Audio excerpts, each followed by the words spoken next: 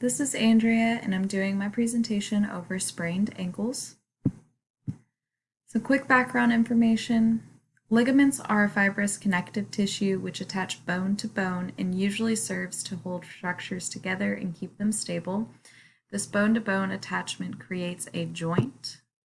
And the ankle region consists of three major articulations or joints. We have the talocrural, subtalar, and distotibiofibular syndesmosis. A sprained ankle is when the ligament in your ankle region overstretches or tears due to awkward movement or rolling. There are three different levels of severity for sprained ankles. We have a grade 1 sprain, which is the stretching or small tears. A grade 2 sprain is slightly larger but still an incomplete tear, and a grade 3 sprain is a complete tear of the ligament. And I'll go into further detail in a later slide of how to better differentiate between the three different grades. To the left, I have an image of just an animated image of what a sprained ankle might look like. There's a lot of swelling and inflammation and bruising of the ankle. And if you've ever sprained your ankle before, it's not pretty. The bruising can be pretty black and blue and purple. Sprained ankles are by far the most common injury to the ankle, according to Seawood's experiment.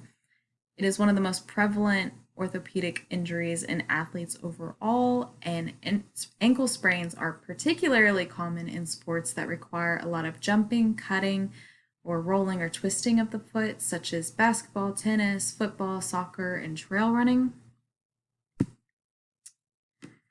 Sprained ankles.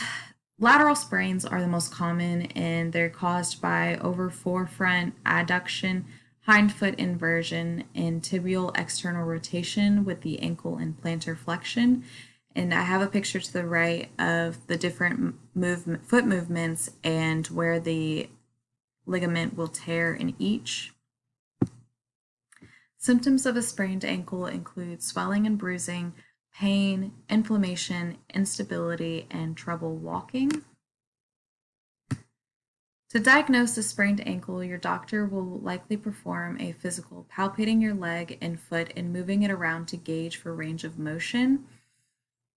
Sometimes it can be difficult to differentiate between a sprained ankle and a broken ankle, so to rule out any broken bones or to evaluate further, your doctor may have you take an X-ray, which is small amounts of radiation that pass through the body to produce an image, an MRI, which is radio waves with strong magnetic field that produce a detailed cross-sectional or 3D image, a CT scan, which is X-rays from different angles that combine to make a cross-sectional 3D image, or an ultrasound, which uses sound waves to produce real-time images.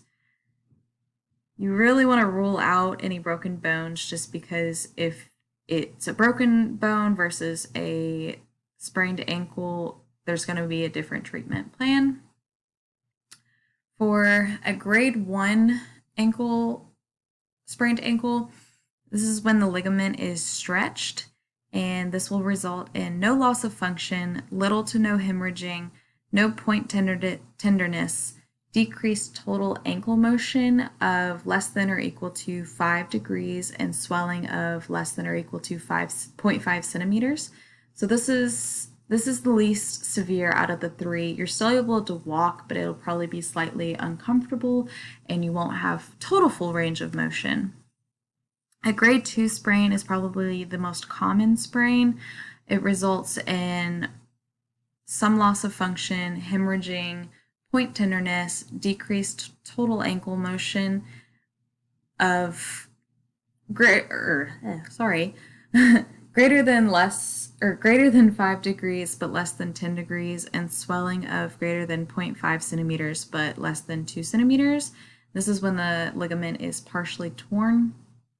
And the most severe out of the three, grade 3, is when the ligament is completely torn and results in near total loss of function, hemorrhaging, extreme point tenderness, and decreased total ankle motion of greater than 10 degrees and swelling greater than 2 centimeters. So treatment for a sprained ankle is pretty minimal. They really just recommend RICE, which is rest, ice, compression, and elevation. It's recommended that you avoid any activities that cause pain, such as, running, jumping, etc. It's also recommended that you ice for 15 to 20 minutes and repeat that every 2 to 3 hours as needed to help with swelling. It's also recommended that you compress your ankle with elastic bandage until the swelling stops, and to elevate your ankle above the heart, especially at night, to help with blood flow.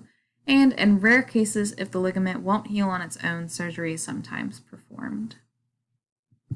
For rehabilitation, it's recommended that you use crutches, especially for grade 2 and 3 tears where you cannot walk on it or it hurts to walk on it. Once the swelling and pain has lessened enough, your doctor will ask you to begin a series of exercises and physical therapy to regain your strength and mobility. This is especially important that you allow your ankle to heal correctly and fully before beginning or restarting your athletic program or whatever you're doing, just because it's very likely to injure your ankle again if it's not fully healed, or to result in chronic ankle pain. During the healing process, you can take over-the-counter medications such as Advil or Tylenol to help with the pain. Low-grade ankle sprains will usually heal in 1 to 3 weeks with proper rest and care. Moderate injuries like a grade 2 will take between 3 to 4 weeks, and because of the limited blood flow to the ligaments of the ankle, more severe injuries such as grade 3 injuries will take between 3 and 6 months to heal.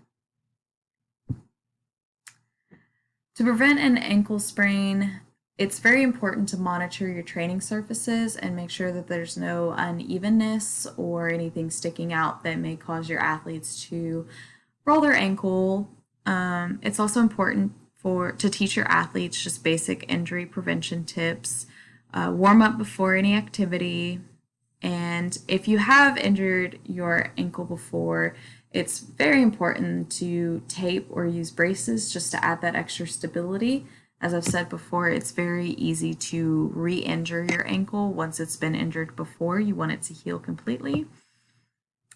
You can also do some preseason ankle conditioning, which I have an image over to the right where they're using a band. This is a great example of just like strengthening and stretching out those ankle muscles. That'll help with the support and stability.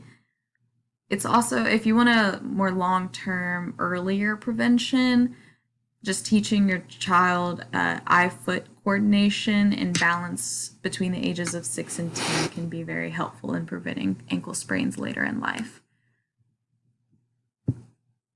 And that is my presentation. Here are my sources, and I hope that you guys do not sprain your ankle. It's not fun.